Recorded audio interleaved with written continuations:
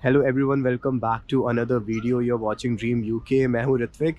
मैं इस चैनल पे 2021 से वीडियोस बना रहा हूं।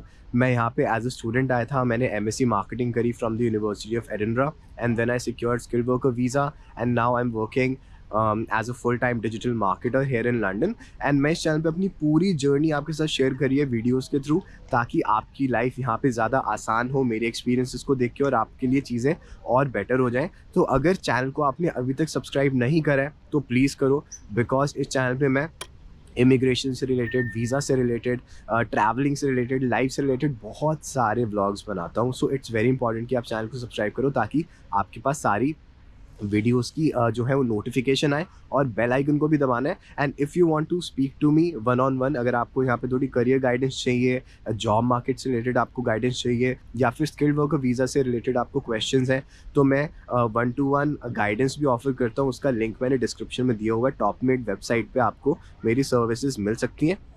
आज की वीडियो थोड़ा मैं लेट हो गया इस टॉपिक पे वीडियो बनाने के लिए, लेकिन ये जो चीज़ है आपके लिए जानना बहुत ज़रूरी है अगर आप in the future skilled worker visa के लिए अप्लाई करने वाले हो। बिकॉज जो यूके गवर्नमेंट है उसने कुछ रूल्स में चेंज करे हैं, जो कि बेसिकली रूल्स हैं कि कौन वीज़ा स्पॉन्सरशिप की कॉस्ट बेयर करेगा, किस लेवल तक कौन इस कॉस्ट को बेयर करेगा। तो ये आपके लिए जानना बहुत ज़रूरी है, बिकॉज बहुत सारे ऐसे एम्प्लॉयर्स हैं यूके में जो कि अपने एम्प्लॉयज़ को एक्सप्लॉइट करते हैं, बिकॉज उनको पता होता है कि सामने वाले को स्पॉन्सरशिप की ज़रूरत है अगर उसको यहाँ पे रुकना है। तो कई बार वो काफ़ी अनफेयर प्रैक्टिसेस करते हैं, जिसकी वजह से जो एम्प्लॉय होता है उसको अपनी जेब से बहुत ज़्यादा पैसे देने पड़ते हैं यहाँ पे वीज़ा स्पॉन्सरशिप लेने के लिए।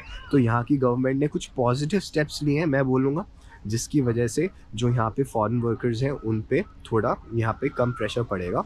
सो जो मेनली रूल्स हैं उनको मैं समराइज़ कर देता हूँ। तो आफ्टर 31 दिसंबर 2024, मतलब जो मैं आपको रूल बता रहा हूँ ये ऑलरेडी अभी इफ़ेक्टिव हो चुका है।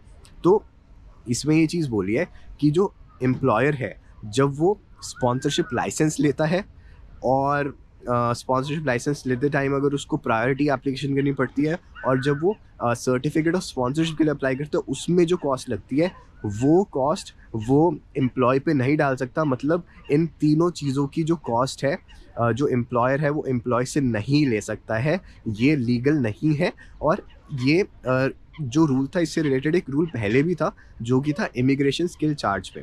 तो जब आपकी वीज़ा एप्लीकेशन होनी होती है ना, उससे पहले भी कुछ स्टेप्स ना एम्प्लॉयर को कंप्लीट करने पड़ते हैं। उसमें आपका स्पॉन्सरशिप लाइसेंस आता है, सर्टिफिकेट ऑफ स्पॉन्सरशिप आता है, प्रायोरिटी वीज़ा जो सर्विस होती है उसकी कॉस्ट होती है, एंड इसके साथ साथ इमिग्रेशन स्किल चार्ज भी होता है। सो जो आईएससी जिसको हम बोलते हैं, वो आपका जो एम्प्लॉयर है वो एम्प्लॉय पे नहीं डाल सकता है। तो इमिग्रेशन स्किल चार्ज का तो रूल पहले से था ही, लेकिन अब स्पॉन्सरशिप लाइसेंस की कॉस्ट, उसके साथ जो प्रायोरिटी एप्लीकेशन की कॉस्ट होती है और कॉस्ट की जो कॉस्ट होती है वो एम्प्लॉयर को ही पे करनी है, आपको नहीं पे करनी है। और अगर आपका एम्प्लॉयर नया है, वो पहली बार एप्लीकेशन कर रहा है, उनको पता नहीं इन सब चीज़ों के बारे में, तो आई वुड रेकमेंड कि आप उन्हें बता दो कि ये ना हो कि वो कोई ऐसी चीज़ करे जो कि लीगल ना हो।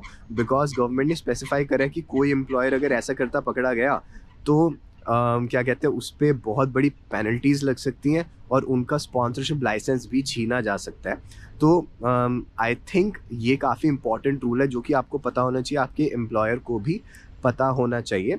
एंड मेरे हिसाब से काफ़ी फेयर रूल है, बिकॉज एनीवे ये जो वीज़ा एप्लीकेशन और इमिग्रेशन हेल्थ सरचार्ज होता है उसकी कॉस्ट मिला के ही 4,000 पाउंड चली जाती है अगर आपका 3 साल का वीज़ा है। और अगर उसके ऊपर आप इमिग्रेशन स्किल चार्ज ऐड कर दो, कॉस्ट की फ़ी ऐड कर दो, स्पॉन्सरशिप लाइसेंस की फ़ी ऐड कर दो, और अगर आपकी कंपनी छोटी भी है जिसमें आईएससी कम चार्ज होता है, तो भी ये कॉस्ट आपकी टोटल पूरी सारी चीज़ें मिला के, वीज़ा और आईएचएस भी मिला के 6,500 पाउंड तक जा सकती है। जो कि समझो एक एम्प्लॉय जिसको यहाँ पे जॉब चाहिए उसको पहले अपनी जेब से 6.5 लाख देने पड़ेंगे, तब जाके उसको नौकरी मिलेगी, और शायद वो 1 साल में सारी सेविंग्स भी ना कर पाए उतने पैसे की।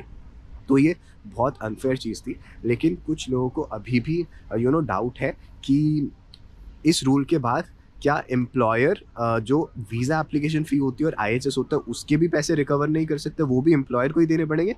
तो ऐसा नहीं है। एम्प्लॉयर क्या कहते हैं, बस आपकी एप्लीकेशन फ़ी से पहले वाली जो स्टेप्स हैं उनकी फ़ी को बेयर करेगा, लेकिन employer has the right to ask you to pay for your visa and immigration health surcharge, तो उसमें कोई चेंज नहीं है। ये न्यूज़ आए हुए थोड़ा सा टाइम हो गया है, लेकिन मैं इस पे अब वीडियो बना रहा हूँ क्योंकि इससे पहले मैं और इम्पॉर्टेंट वीडियोस कवर करनी थी मुझे। बट आई होप इससे आपको कुछ नया सीखने को मिला होगा। That's all from my side. Take care, bye.